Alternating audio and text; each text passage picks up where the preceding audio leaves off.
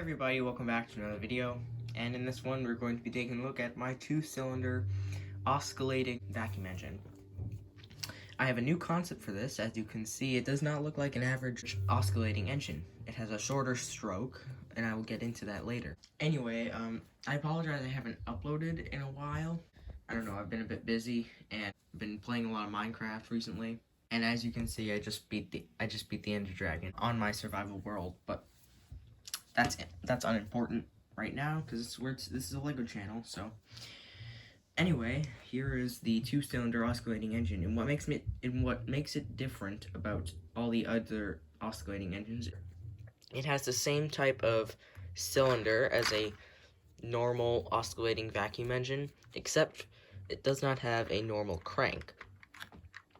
As you can see, it is a 3-stud crank instead of a 5-stud crank, which would be this piece instead as the crank right here, or 3-stud stroke compared to a 5-stud stroke. So what that does is, as you know, if you don't know, I'll be telling you right now, a shorter stroke means higher RPM and even more power. So as you can see, it travels shorter distance, but it still performs the action of releasing and containing the vacuum inside. It's really quite simple. It's just a shorter crank. Also, the cylinder that I've designed is different from most that I've seen, where they use a technique called structuring or something, where they do an alternating of 1x2s and 1x4s, but in this one I actually have smooth cylinder walls that I used in my two-cylinder normal vacuum engine, which is now in pieces, as you can see. So I've used the smooth cylinder wall pieces on here to decrease friction in general without any lubrication, and also on the other one too. So that's enough for me blabbing. Let's see the inside. So anyway, here's the inside of the engine. As you can see, it is really simple. I've taken off the red top piece that goes right here.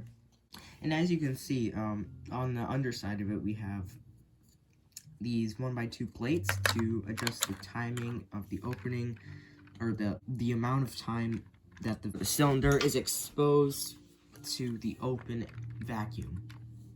So it is exposed for as much time as the cylinder is going up, and then a little bit when it's at top dead center, and then it closes and the other side receives the power, and the piston is pulled down. So as you can see, the clear cylinder. So when I turn it, you see that this part is open right here. It is exposed to the vacuum, and then when it goes up and closes, the piston is already receiving power from this end, so it continuously spins like this. So yeah.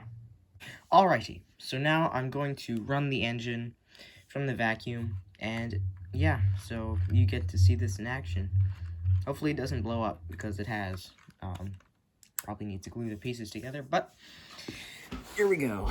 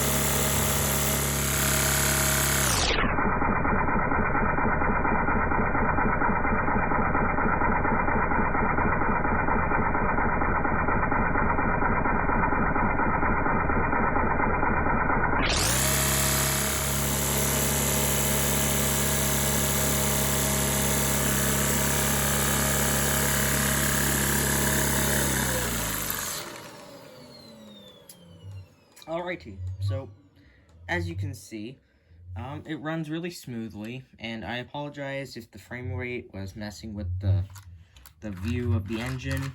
But anyway, that is the engine running, and yeah, I do plan to do more videos about oscillating engines. That's gonna do it for today. I'll see you all in my next video. See you later, guys.